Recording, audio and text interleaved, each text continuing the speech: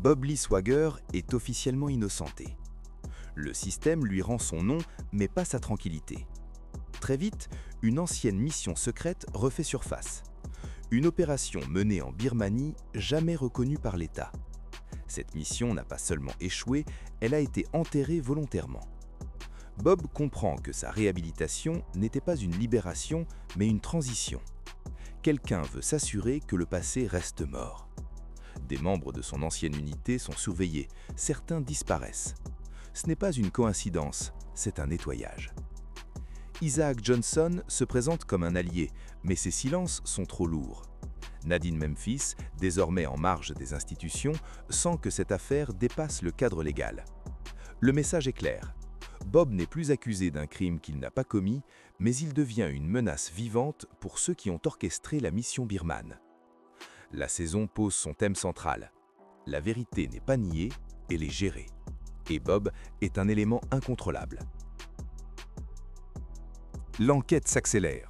Bob découvre que la mission en Birmanie n'avait aucune justification militaire réelle. Elle servait des intérêts politiques et économiques cachés. Des civils ont été sacrifiés et l'unité de Bob a servi de fusible. Chaque soldat impliqué devient une preuve vivante, chaque preuve doit disparaître. Bob échappe de peu à une tentative d'assassinat, confirmant que la menace est active et structurée. Ce n'est pas une vengeance personnelle, c'est une procédure. Isaac Johnson manipule les informations, filtre les accès, protège certains noms. Il ne ment pas frontalement, il oriente. Nadine, de son côté, relie les points. Tous les événements convergent vers une même chaîne de commandement, bien au-dessus du terrain.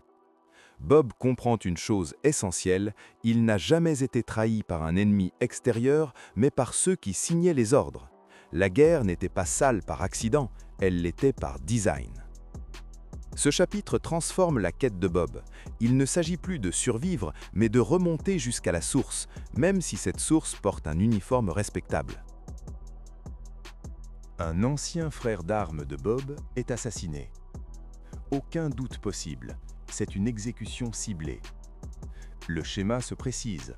Tous les membres de l'unité birmane sont éliminés méthodiquement. Bob réalise qu'il reste peu de survivants. Le temps devient l'ennemi principal. Nadine confirme que ces morts sont maquillées, classées, digérées par le système sans résistance. L'État ne protège pas ses soldats, il les recycle. Flashbacks et témoignages révèlent les tensions internes pendant la mission. Certains doutaient, d'autres obéissaient. Une fracture morale existait déjà, bien avant les tirs. Bob commence à suspecter une trahison interne, quelqu'un qui a transmis les informations permettant ces éliminations. La peur s'installe, mais elle est canalisée. Bob n'est pas paralysé, il est concentré. Ce chapitre est celui de la prise de conscience collective. Les soldats ne sont pas des héros ou des victimes, mais des variables ajustables dans une équation politique. Et quand l'équation change, on efface les variables. Retour massif sur la mission en Birmanie. Ce n'est plus un souvenir flou, mais une reconstruction précise. On comprend que l'objectif officiel cachait une opération de déstabilisation régionale. Les soldats n'étaient pas informés.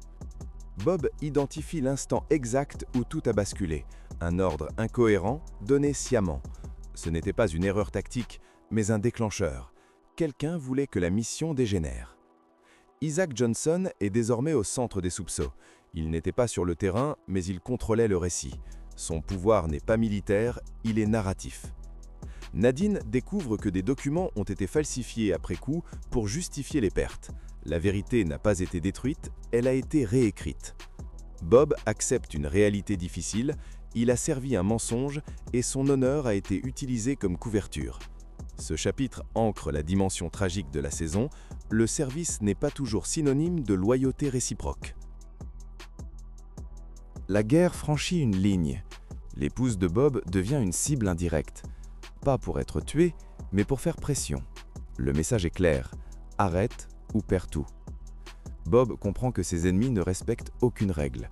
La protection de sa famille devient prioritaire, mais limite ses mouvements. C'est exactement ce que le système veut. Nadine, de plus en plus isolée, met en jeu sa propre sécurité pour maintenir l'enquête. Elle sait qu'une fois qu'on touche aux familles, il n'y a plus de retour en arrière. Isaac Johnson nie toute implication, mais son discours devient défensif. Il ne contrôle plus totalement la situation. Le mensonge commence à se fissurer. Ce chapitre marque un basculement émotionnel. Bob ne se bat plus seulement pour la vérité, mais pour préserver ce qui lui reste d'humain. La question n'est plus « jusqu'où aller ?», mais « que suis-je prêt à perdre pour aller jusqu'au bout ?» Les preuves s'accumulent. Nadine parvient à relier officiellement Isaac Johnson à la couverture de la mission. Il est désormais clair qu'il a orchestré la version officielle, tout en sacrifiant ses propres hommes. Mais Isaac n'est pas le sommet. Il protège quelque chose de plus vaste. Il est un maillon, pas la main. Bob confronte Isaac indirectement. Le dialogue est froid, presque philosophique. Isaac ne se voit pas comme un traître, mais comme un gestionnaire du chaos. Pour lui, la vérité est dangereuse lorsqu'elle n'est pas contrôlée. Ce chapitre expose la logique du système. Mentir n'est pas immoral si cela stabilise. Les victimes deviennent des dommages collatéraux acceptables. Bob comprend alors que faire tomber Isaac ne suffira pas. Le mensonge survivra tant que la structure qu'il a produite restera intacte. La saison atteint ici son cœur idéologique. Ce n'est pas le mal contre le bien, mais la stabilité contre la vérité. Bob décide de passer à l'offensive. Il rassemble les derniers survivants de la mission Birman. Ils sont peu nombreux, méfiants, marqués. Mais ils partagent une même certitude, on les a abandonnés. Nadine prépare la diffusion des preuves, mais chaque mouvement est surveillé. Le système anticipe. Isaac sent l'étau se resserrer. Il devient plus agressif, commet des erreurs. Lorsqu'un homme habitué à manipuler dans l'ombre agit dans la précipitation, il révèle ses failles. Ce chapitre est celui de la réorganisation. Bob n'est plus seul, mais il ne dirige pas une armée. Il coordonne une vérité fragmentée, fragile, mais explosive. Les rôles s'inversent. Ceux qui étaient traqués deviennent stratèges. Ceux qui contrôlaient l'ombre commencent à craindre la lumière. Une manifestation publique sert de couverture à une opération de manipulation majeure.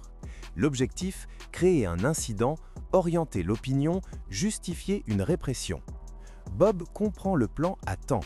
Il neutralise l'opération sans provoquer de massacre. Pour la première fois, le mensonge échoue en public. Les médias hésitent, les versions se contredisent, le contrôle narratif se fissure. Nadine exploite cette confusion pour injecter des éléments de vérité. Isaac perd son avantage principal, la maîtrise du tempo. Quand le récit échappe à son rythme, il s'effondre. Ce chapitre montre que la guerre moderne ne se gagne pas seulement avec des armes, mais avec des images, des récits et des timings. Et Bob apprend à jouer sur ce terrain. La confrontation finale se prépare. Bob sait qu'il ne pourra pas exposer tout le système, mais il peut faire tomber un pilier central. Les preuves sont complètes mais vulnérables. Il faut survivre assez longtemps pour les transmettre. Chaque déplacement est calculé, chaque erreur serait fatale. Isaac tente une dernière manœuvre, se poser en rempart contre un chaos plus grand. Il se présente comme le moindre mal. Bob refuse ce raisonnement. Pour lui, un mensonge stable reste un mensonge. Ce chapitre est une partie d'échec final, tendue, silencieuse, où la patience compte plus que la force. La vérité est prête à tirer, mais elle n'a qu'une balle. Isaac Johnson tombe. Pas seulement physiquement, mais symboliquement. Son rôle dans la couverture est exposé. Le scandale éclate. Mais la victoire est incomplète. Les niveaux supérieurs restent intouchables. Le système sacrifie Isaac pour se préserver. Bob est vivant, libre, mais lucide. Il comprend que la justice institutionnelle est sélective. Elle punit ce qu'elle peut absorber. Nadine paie le prix de son intégrité, marginalisée mais intacte moralement. La saison se conclut sur une vérité amère. La vérité peut gagner une bataille, rarement la guerre. Bob n'est plus seulement un tireur d'élite, il est devenu un homme conscient des règles réelles du monde qu'il défendait autrefois. La guerre continue. Simplement, elle a changé de visage. La saison 2 de Shooter n'est pas une simple suite, c'est une mue. La saison 1 posait une question simple. Un homme peut-il survivre à une injustice? La saison 2 va plus loin, et elle dérange davantage. Que vaut la vérité face à un système qui vit du mensonge contrôlé? Bob Lee Swagger n'est plus seulement un tireur d'élite pris dans une machination. Il devient un homme éveillé, lucide sur la mécanique du pouvoir. Le véritable antagoniste n'est pas Isaac Johnson, mais ce qu'il incarne, une bureaucratie capable de sacrifier ses soldats tout en conservant une façade morale impeccable. Isaac tombe, oui, mais il tombe à la place du système, comme on jette un fusible grillé. Cette saison nous rappelle une vérité ancienne, presque classique. Les empires ne s'effondrent pas à cause de leurs ennemis, mais à cause de leurs propres compromis. La loyauté sans vérité devient servitude. L'obéissance sans conscience devient complicité. Bob gagne en clarté, mais perd ses illusions. C'est le prix de la maturité. C'est aussi ce qui prépare le terrain de la saison 3, une saison où la guerre n'est plus seulement politique, mais idéologique, où l'ennemi n'est plus masqué, mais multiple, diffus, insaisissable. Si la saison 2 vous a montré comment le système ment, la saison 3 vous montrera comment il se défend quand il est menacé. Abonne-toi, active la cloche et rejoins-nous pour la saison 3, là où Bob Lee Swagger cesse de réagir et commence à frapper le système à sa racine. La suite arrive, et cette fois, il n'y aura plus de retour en arrière.